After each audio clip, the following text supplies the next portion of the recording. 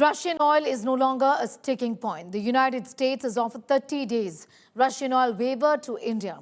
Well, this move is aimed at easing pressure on global oil markets amid heightened geopolitical tensions and supply disruptions triggered by the ongoing US-Iran war.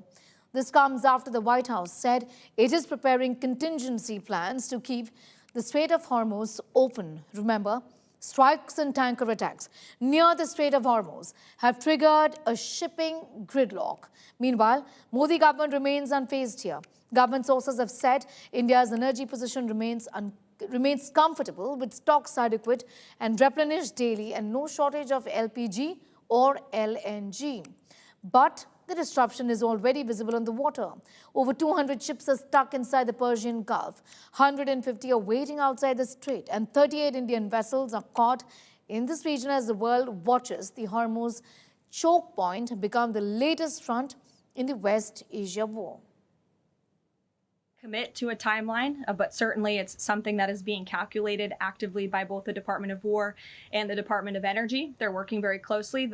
Both secretaries are in all of the briefings on this subject with the president, and this is, again, something they're monitoring. And if and when necessary, the United States Navy will provide assistance to escort oil tankers through the strait. We are very excited about the trade deal that is almost at the finish line now.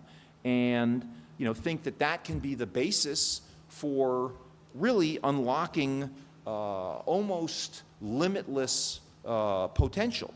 And so we are very much excited on focusing with India on these economic and commercial opportunities.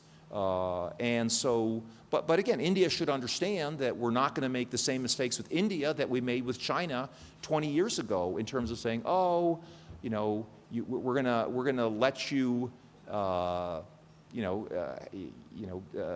be able to develop all these markets, and then the next thing we know, you're beating us in a lot of commercial things. We're going to make sure that whatever we do, it's fair to our people, because ultimately we have to be accountable to our own people, just as the government of India has to be accountable to its people. I think that the more countries try to work together to ensure the continued freedom of navigation, the better.